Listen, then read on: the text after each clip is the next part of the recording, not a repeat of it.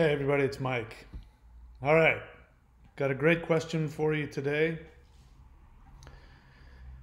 Why do we still, months, years, decades after having been out of a relationship with somebody who has borderline personality disorder or NPD, why do we still think about them?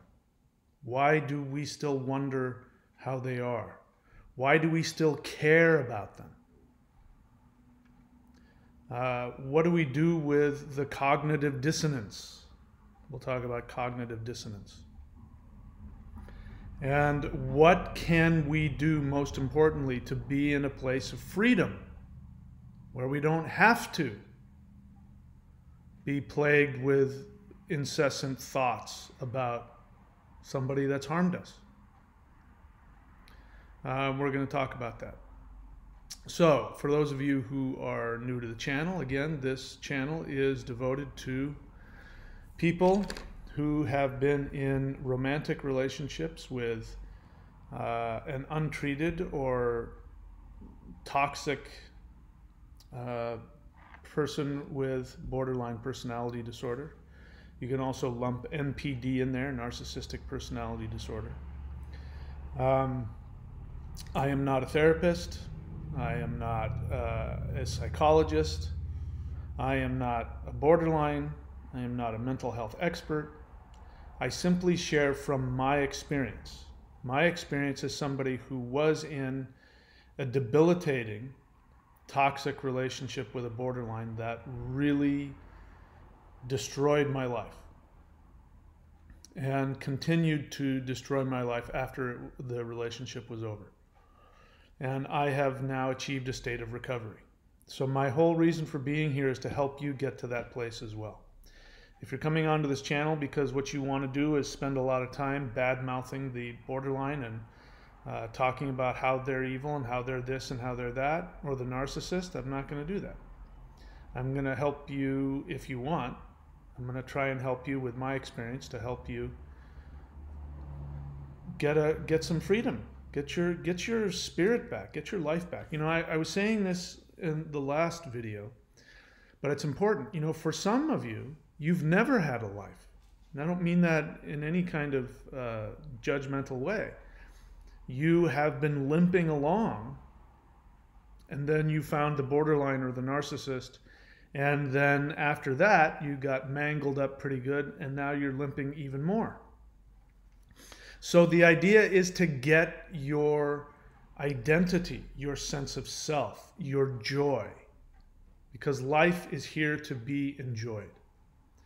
Now, if you have been in a relationship with a borderline or a narcissist for any length of time, you have been infected. Doesn't mean that you have the mental illness that they have, but you have been infected with it. And it's still messing with you.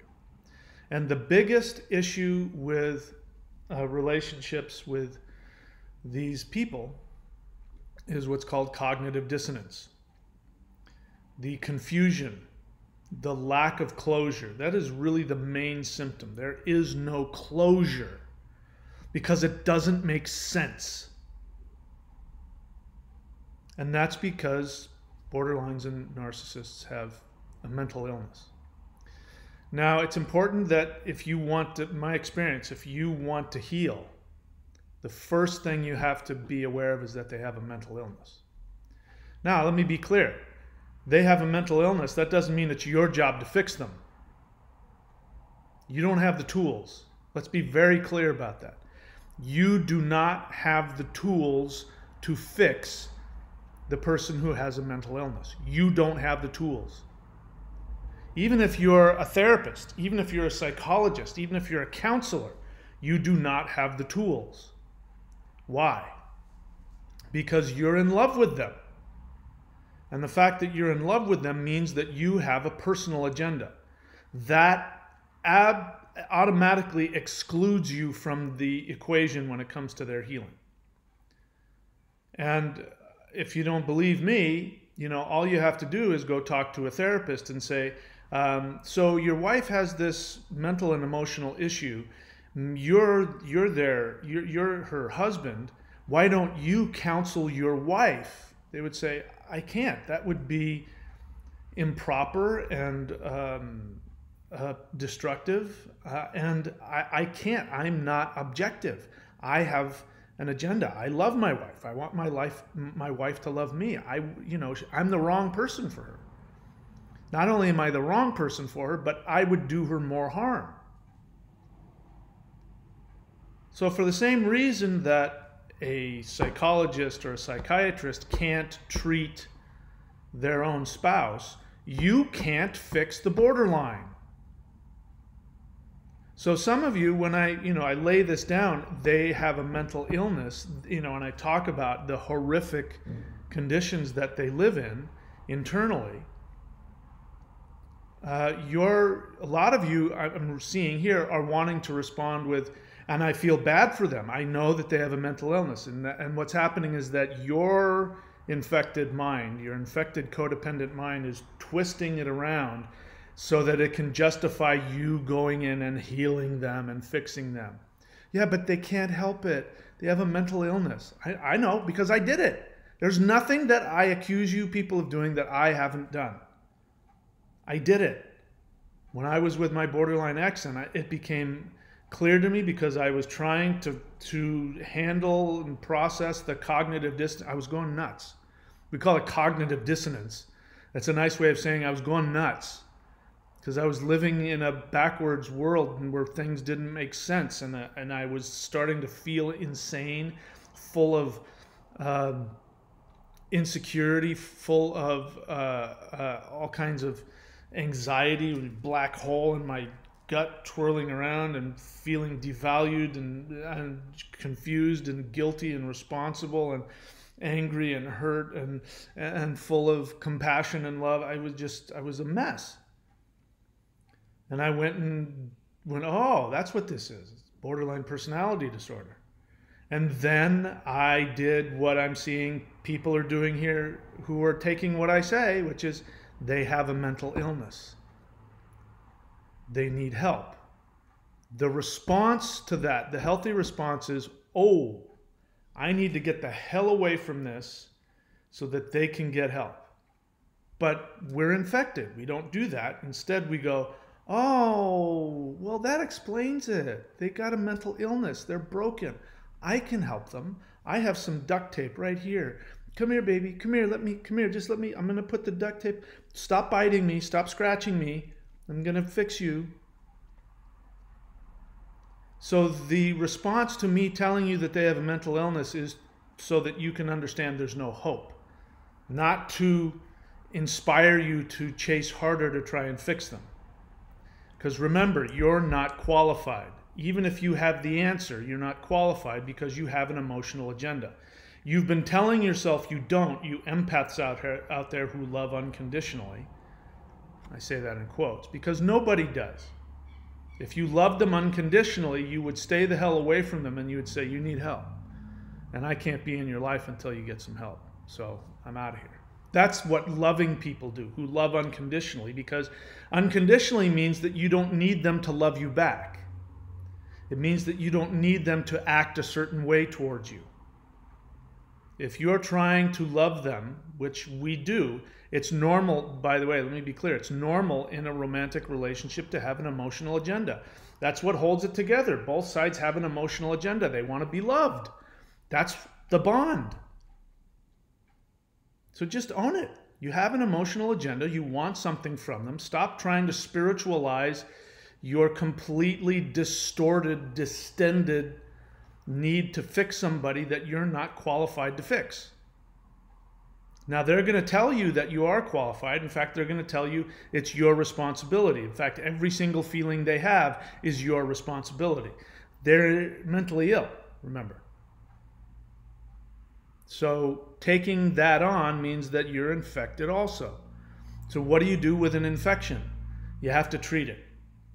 So the other thing that happens is that when the relationship ends, under normal circumstances, even if it's a toxic relationship, if it's not, dealing with a personality disorder, what ends up happening is that you need some time. And if you take the time and go spend time with your friends and blah, blah, blah, and then maybe after a while you get into another relationship, you heal from it. If you're infected, the infection takes hold and gets worse. So yeah, the Gila monster that bit you, a week ago is not here biting you anymore, but the infection is inside of you and it's growing. That infection is called codependence. And you're not going to heal on your own. I mean, if you do, my hair's off to you. I couldn't.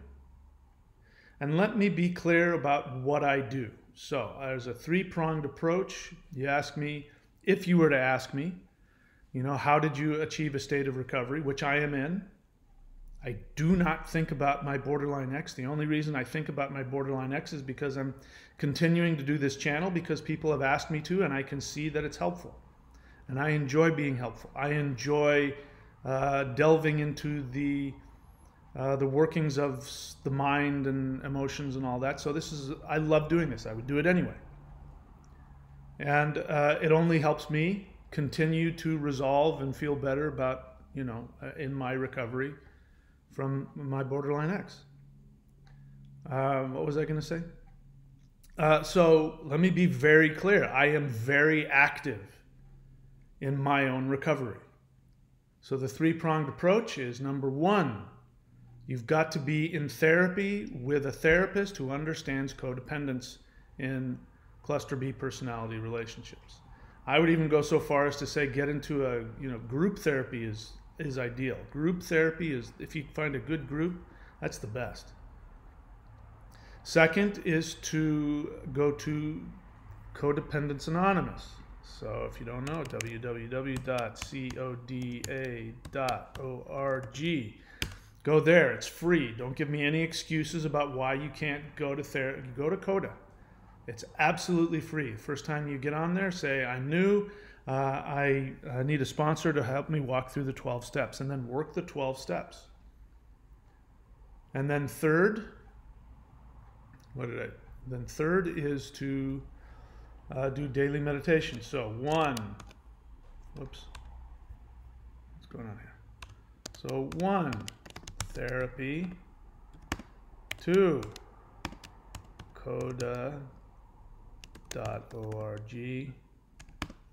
3, daily meditation. That's what I continue to do. I didn't do it. I continue to do it. Let me just be really clear, because this is going to be important later, because I'm going to be sharing something that somebody left on a comment somebody left. I continue to do this work every single day. I'm going to be 57 in a couple of weeks. 60. I mean, there's no more, I'm approaching middle age. I mean, the old age is winking at me. And you know what I do? Because it's fun and it feels good, I go to the gym on a regular basis. Go to the gym and I lift a lot of weights because it makes me feel good. I surf. I surf as often as I can. I also rest. I do, it's not so much that I eat well, it's just I don't put garbage inside of me. I don't smoke, I don't drink, I don't, eat fast food.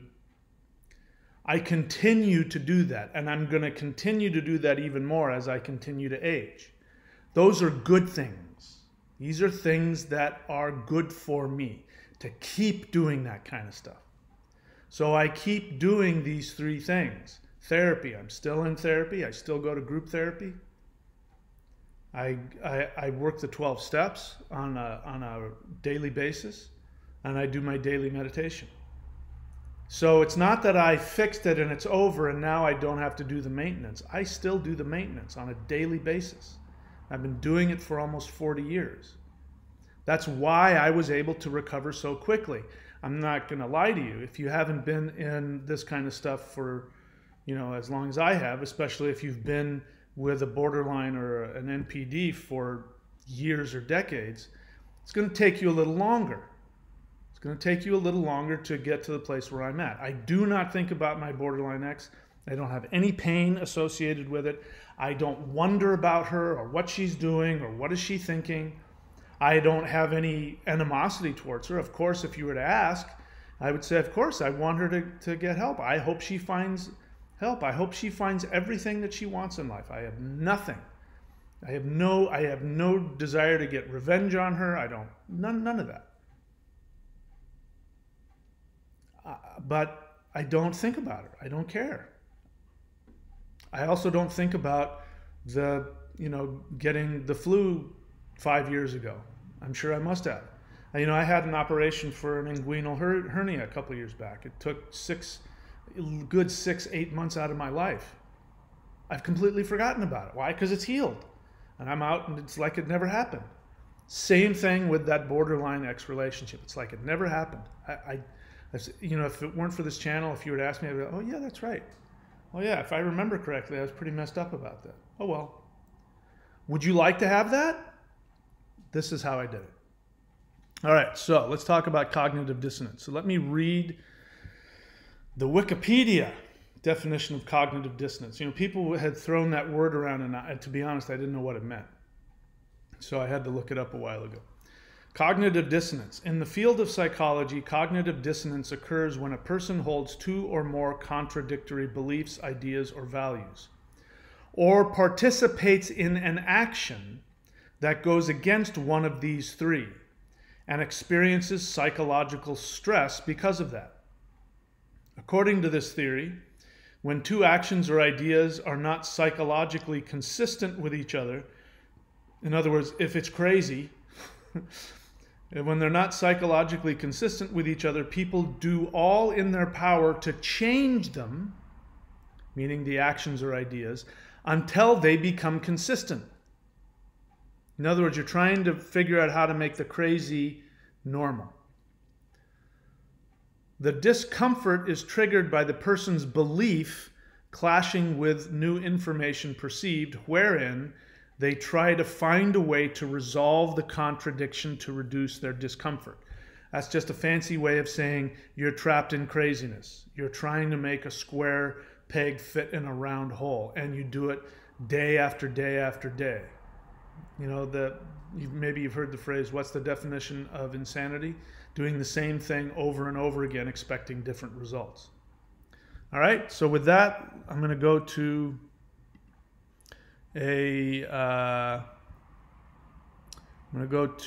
my comments here, because there's an interaction that I'm having with a viewer whom I appreciate.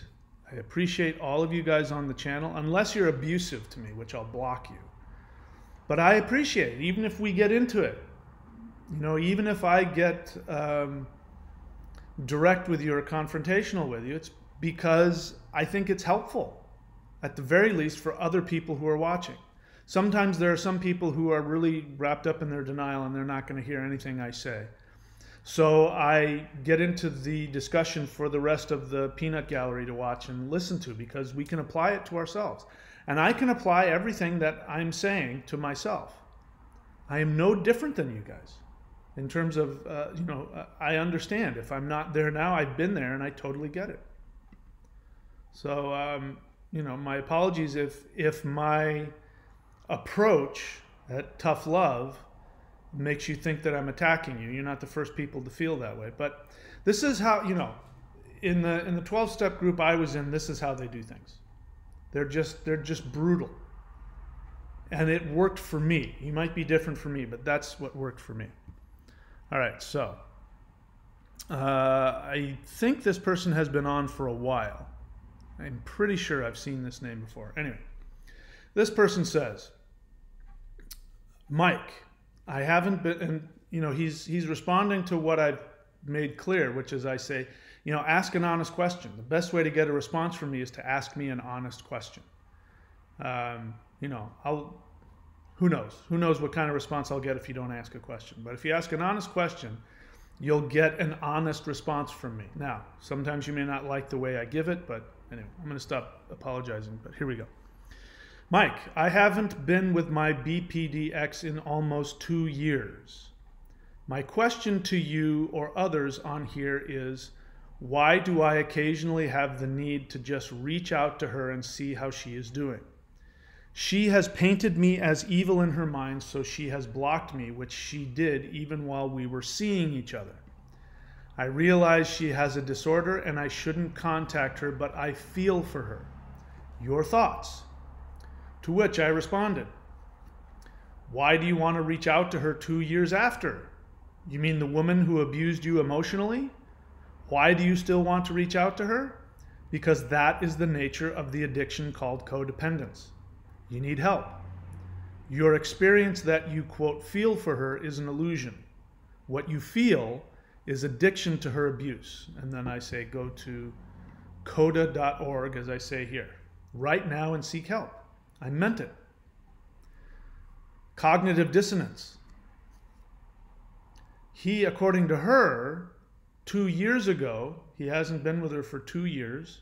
And 2 years ago, if I read this right, she broke off all contact, which means, number one, that he did his job as the partner. He actually loved her. He did his job. The love actually penetrated and made contact, which stimulated her to break off all contact, because that's what borderlines do. And if you haven't heard me say it before, I'll say it again. If you are with a borderline, there will come a final discard. It will happen. And it'll happen in one of, I guess, 3 ways. The most common way is you will, at some point, finally give them effectively what they keep asking for, which is they keep asking you to love them in the right way. And they guilt you and cajole you and seduce you and love bomb you and punish you because you're not doing it exactly what they feel that they need. And when you do get it 100% right, and your love actually reaches them and makes them feel loved because of their mental illness, their response will be to destroy the relationship utterly. So the first way is they will reject you in the most hurtful way possible. That's the nature of their mental illness. Second way is that, what's the 3 ways? So the second way would be that you realize, this isn't going to work, so I'm out of here, right? And there was a third way, but it's some variation of that.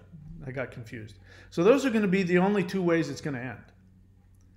You're going to end up leaving them. If they don't leave you, you're going to end up leaving them because they will hurt you and abuse you and betray you on such a deep level that you won't be able to recover and continue to stay in the relationship. Now, bear in mind, just because the relationship has ended does not mean that the cognitive dissonance has ended, because there is never closure with borderlines. They never have closure. This is part of the infection. They have infected you, or you have allowed yourself to become infected by their mental illness. And so you now carry with you what they feel all the time, which is, by the way, they never have closure. Every single relationship they've ever been with, there's never closure inside of them, no matter what they tell you. They may have discarded them, or they may have been discarded, but they never get over it. That's why they come back. I'm about to sneeze. That's why hang on. Excuse me. All right, so let's be clear about that. There's never going to come a point where a relationship with a borderline is ever going to turn into magical fairyland where it all worked out and we just needed to understand each other and blah, blah, blah. I suppose it's possible if they've been in therapy, but again, if that's going to be the case, you need to go no contact for a couple of years at least while they are in therapy. Because while you're with them, their therapy is going to be much more difficult because you are their supply. You are their drug. You are co-signing their mental illness. You're not helping them. You can't stay friends with them. You can't be a source of support because you're not qualified. You don't have the tools. They have a mental illness. They're not somebody who's in pain and needs support of their friend, although it looks that way. They need help from a professional who will teach them how to heal themselves. Only they can heal themselves. They have to heal themselves. When they learn how to handle their borderline, their mental illness, which will never go away, if at best, they'll learn ways to compensate for it so that they can act in a constructive way and not destroy relationships. But in terms of the triggers that go off and splitting and wanting to, hating you and loving you and seeing you as their parent, that's never going to go away. The damage that occurred to them doesn't get fixed. You have to understand that.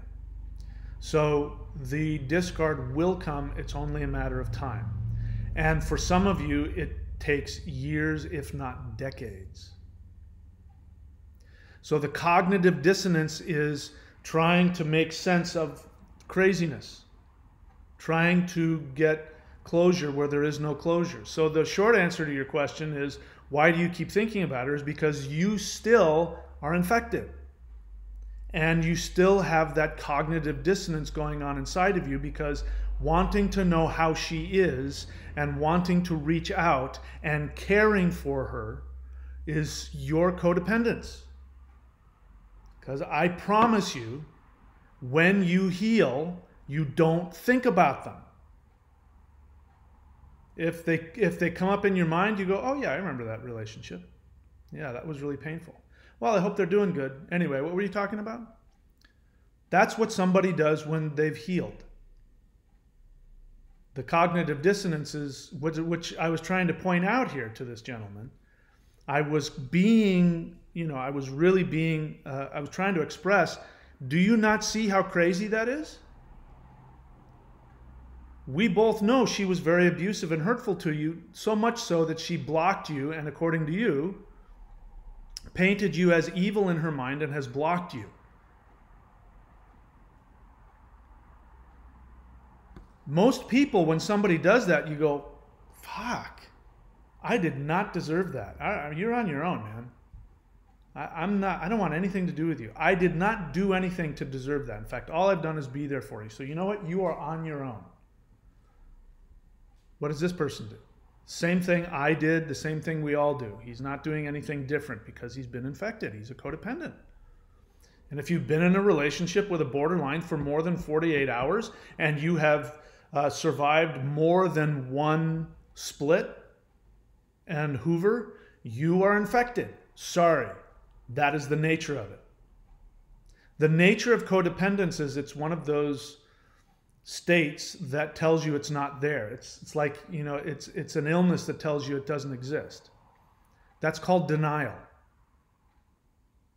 In other words, like, I'm trying to think of something. If somebody's, I'm trying to come up with an example that I think is appropriate. Point is that if I say to somebody, you're codependent, and they're not codependent, their response will be, really? Well, what is codependence? And then when you explain it to them, you go, wow, if that's what I'm doing, I didn't realize it. How can I fix it? Person who is codependent, you say you're codependent, they go, no, I'm not. I can't believe you would say that. I am not codependent. I am an empath. I am not dependent. I am not weak. I just can't stop thinking about the person who abused me. I just want to help them. Methinks thou dost protest too much. We all do it. It's the nature of it. All right. So that's why I was saying, why do you want to reach out to her 2 years after? You mean the woman who abused you emotionally? Why do you still want to reach out to somebody that hurt you and, according to you, has blocked you? Why? And then I said, you need help. So his response was, I did see a therapist. I don't want a relationship with her, just curious how she is doing. I did stop drinking.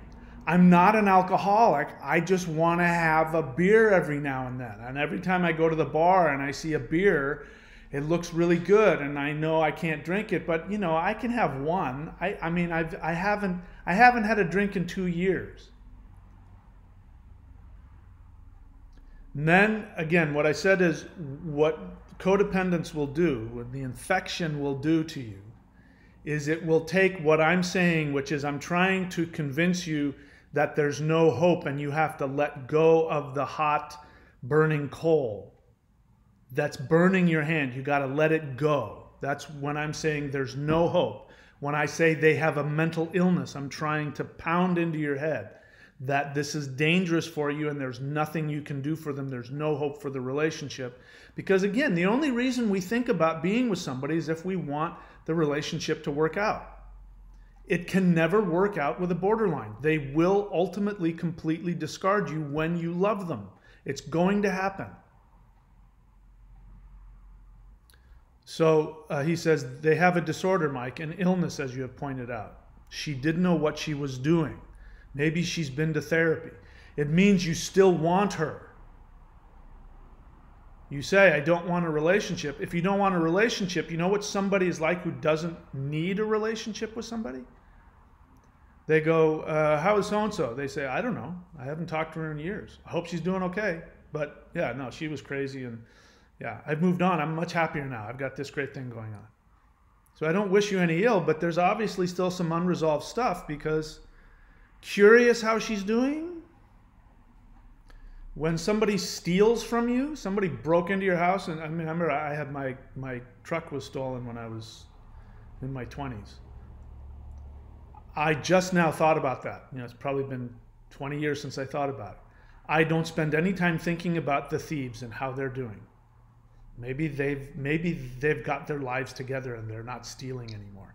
Well, you know, they were probably immigrants who didn't have a job and they really needed money. And so I hope I don't think about them. Why are you thinking about somebody 2 years after? I understand why you do. I'm making it sound crazy because it is. This is codependence. Then he goes on. So he leaves that, and then he goes on and he says, this has nothing to do with codependence. So you see that he's starting to build, it's starting to really bother him that I obviously pushed a button. And all I did, let's go back, all I said was, you need help. Your experience that you feel for her is an illusion. What you feel is addiction to her abuse. Go to coda.org right now and seek help. I'm saying you don't want to feel this way, right? Here's the magic pill that will fix that feeling. Go take that pill. His response is to get angry with me. You know, I mean, if I'm wrong and it's not a big deal, you're not going to have a response to it. You're not going to take it personally. Somebody comes up to me, I've stopped eating beef. I haven't eaten beef or pork in decades. And the reason why I don't is because there was a period of time when I dieted for a while, and one of the things I did is I stopped eating red meat. I used to love hamburgers. I used to love In-N-Out cheeseburgers. I used to love those. So I stopped eating those for a while because I wanted to lose some weight. And then after however long it was, 6 months or 8 months, I said, you know what, I'm going to go have an In-N-Out burger. And I went and had an In-N-Out burger and I got really sick. And I tried to eat beef ever since then and it just tasted bad and made me feel bad. And I found out because there is an enzyme that digests beef that if you don't keep eating beef, you lose the enzyme. So my body lost the ability to digest beef. So I don't eat beef anymore. Turns out there's other reasons not to eat most beef. So it works out good for me. So if somebody walks up to me and says, you need to eat beef, it's got iron and B12 and it's really healthy for you, you really need it, I wouldn't get upset. I would say, yeah, I did. I can't digest it. It's you know, even if they were to come at me and say, no, you don't understand, I would go, oh, well, thank you. I appreciate the gesture, but no, I'm good. I wouldn't get upset. I wouldn't get defensive. All I've done is say, you're obviously still having some codependent issues. Go get some help. Now the defensiveness comes out. I did see a therapist, past tense. All right, so if this is an infection, like I think it is, I think codependence is the infection. You've been infected with somebody's mental illness. You don't have that mental illness, but you've been infected by it. It's an infection. You got to go get treatment for it. Treatment for it is therapy. For me, therapy, 12 steps, daily meditation. Those are the 3 things that I do. And that works for me. It's like a broad spectrum antibiotic. The doctor gave me an antibiotic. I took one. You got to keep taking it. So I'm glad that you went to see a therapist, but you're still thinking about her 2 years later. Something's going on. Think it through, man. Think it through. So he goes on to say, this has later. So remember, he has the big response. I did see a therapist. I don't want a relationship. Just curious how she's doing. They have a disorder. In other words, he's going to go fix her. She didn't know what she was doing. Maybe she's been to therapy. In other words, if she's been to therapy, then maybe you can have a relationship with her. Why do you care? It's none of your business whether she's been to therapy or not. You're not with her anymore. And then, next one. This has nothing to do with codependence. I just hope she's doing well. I still think about her. Those are 2 different things. I hope that my borderline ex is doing well. I really do. I want nothing but happiness for her. But I don't think about her. Those are 2 different things. I'm in a new relationship and I'm happy. Good. You owe it to your new relationship to resolve the old one.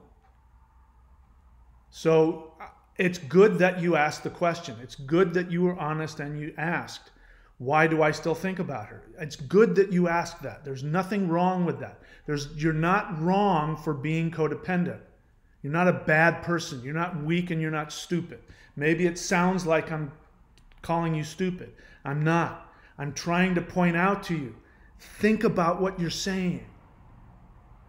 Think about it. And don't let the denial that is inherent in the codependence, don't let that denial make me out to be the bad guy. What have I done? Right? So listen, it gets worse. He goes on to say, so he says, this has nothing to do with codependence. I just hope she's doing well. I still think about her. I'm in a new relationship and I'm happy. So right after the word he says, I'm happy, then he says, who the hell are you to tell people to go to therapy every time they say they miss a borderline ex? I'll tell you who I am. I'm the guy who has a YouTube channel, who shares his experience, who people, including borderlines, keep asking me for my advice because I am, according to them, giving them help that they want. I'm the guy who you asked a question. You asked me, why do I still think about her? Let's go back. Here's your question. You said, why do I occasionally have the need to just reach out to her and see how she's doing? I'm the guy you asked for whose opinion. That's who I am. Who the hell are you to tell people to go to therapy every time they say they miss a borderline ex? We are fucking human, bro. Not cold like you. So now I'm cold. There's a reason why you have been in 12-step programs your entire life. I know. I am a codependent. I have other things too. I'm totally screwed up. I'm a nutbag. I need help.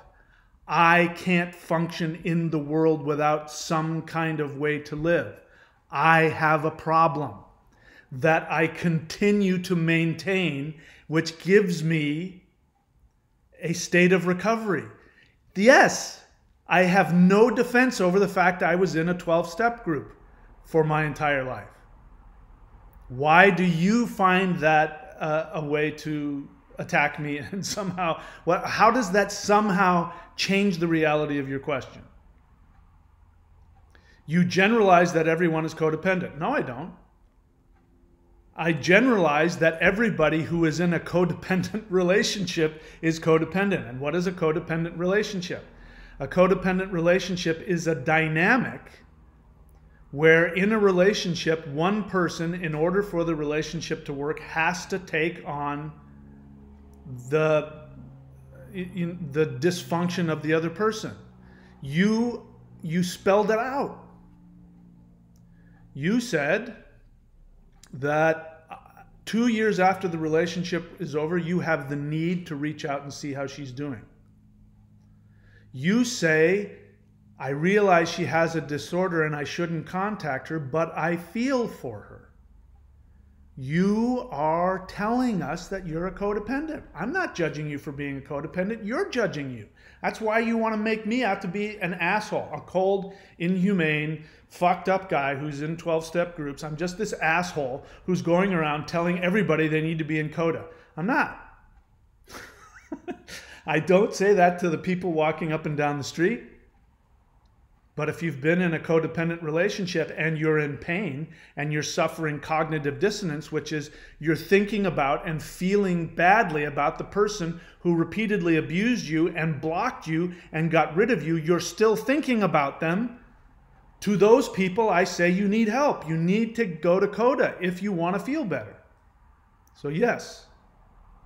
Look, if you walk into a doctor's office and you've got an infected wound, the doctor is going to go, what happened? If you say, yeah, I got bitten by a Gila monster and it got infected and I took an antibiotic, I put some stuff on it, you know, and yeah, so it still seeps every now and then.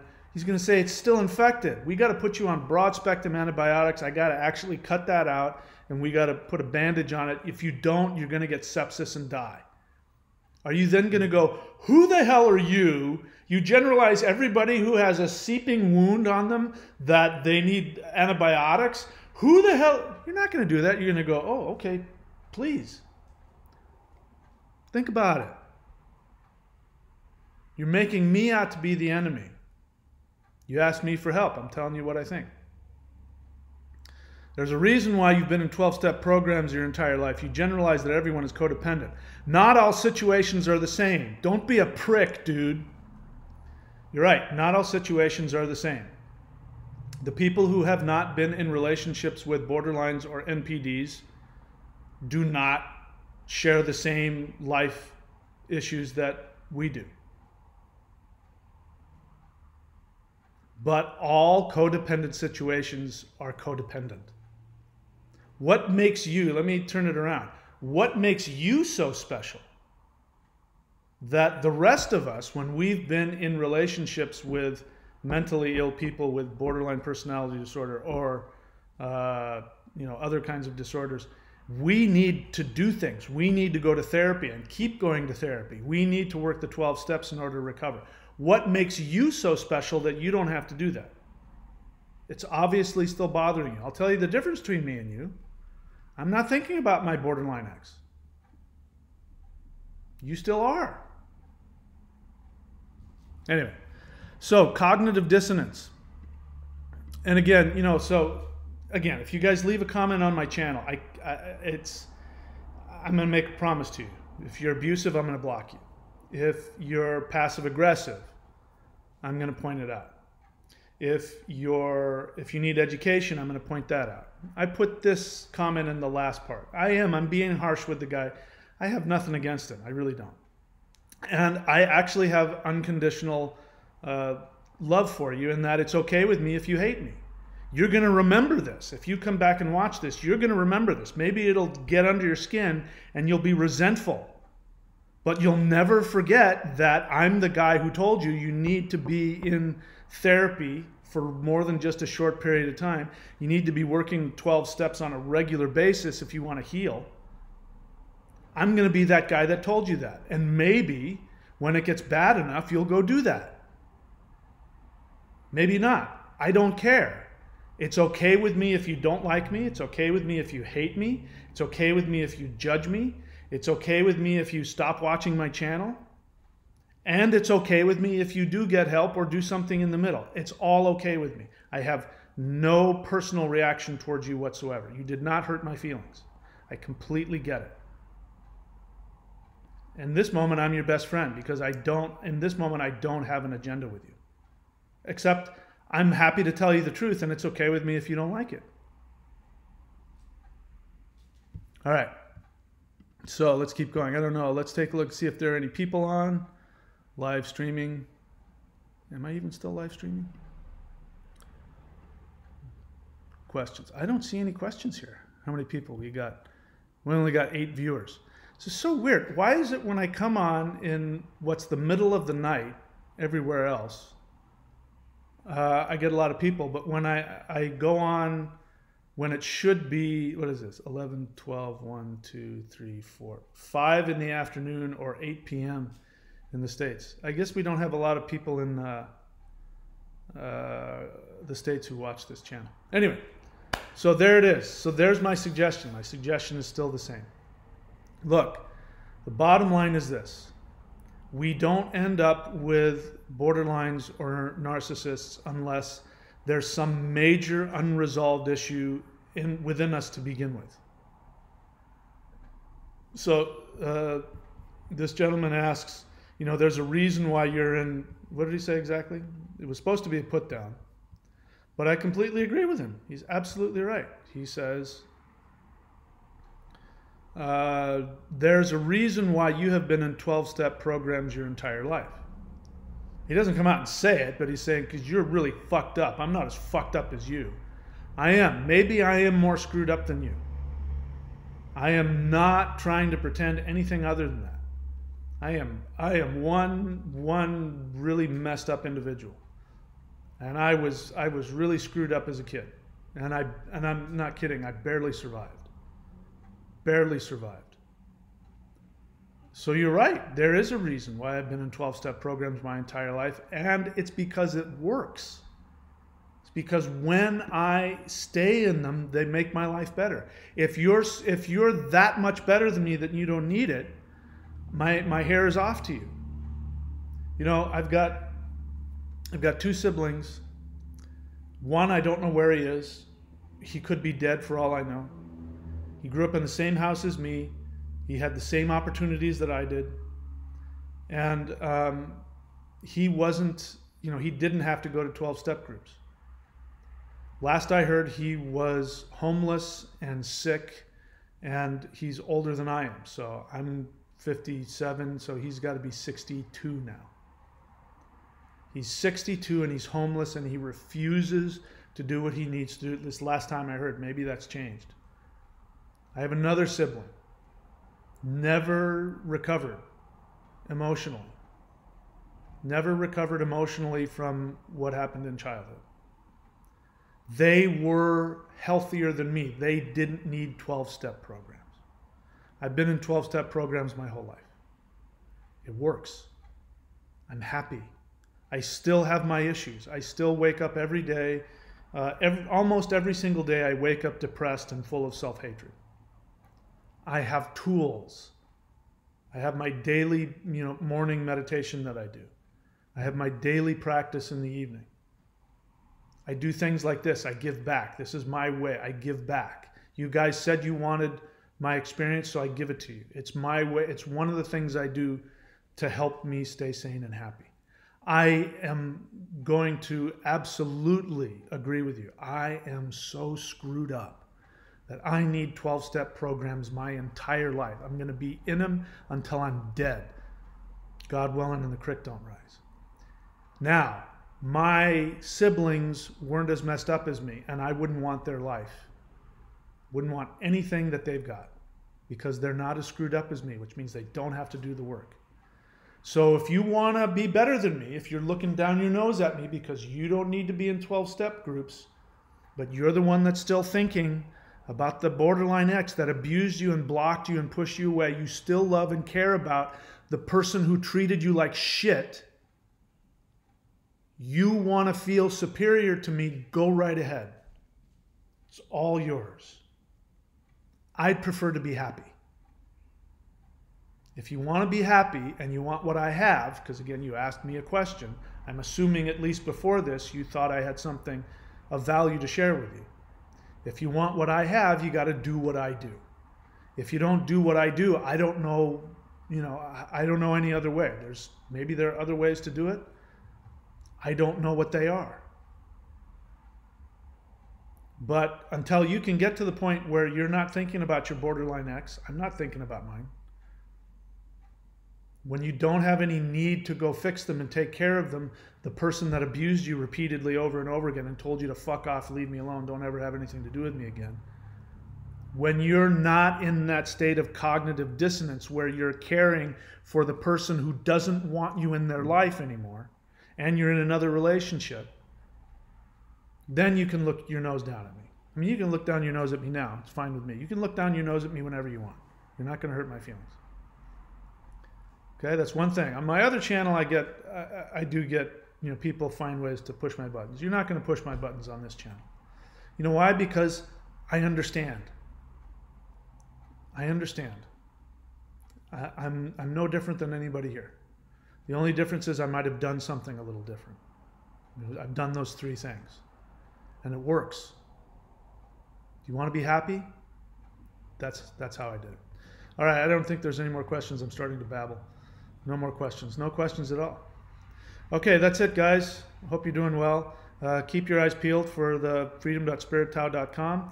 If you want to be notified when that video series is up and running, when this is archived, you can leave me your email address. I'll email you and let you know, or just keep watching. If you want to, there is one borderline that you can fix. It's this little crying baby right here. If you want to fix this little baby and have her not be borderline and grow up being healthy, you have to subscribe and hit the bell button. When you hit the bell button, she'll giggle and she'll never stop laughing. She'll just be happy and you will be responsible. So subscribe, mouse over her, very gently mouse over her crying little face, and then you can fix that one borderline. Okay, that's it for me. I hope you guys are doing well. Stay safe. And I hope I haven't hurt anybody's feelings. It's okay if I did, but that's not my intention. My intention, really, my intention is to be as helpful as I can. And hey, listen, my way isn't the only way. And if you don't like what I say, you have my permission to watch another channel, okay? You won't hurt my feelings. Do whatever you got to do to find whatever it is that you need. Don't let anybody, not even me, don't let anybody get in the way of your happiness. You have one spiritual mandate in this world, and that spiritual mandate is for you to be happy as you can possibly be, and get rid of anybody and anything that gets between you and your happiness. All right, that's it for me. I'm just going to refresh here for a second just to make sure that I didn't miss anything. Nope, I didn't. All right, that's it, my friends. I'll see you all later. See, where am I? I am looking for my end screen for this one, which is this.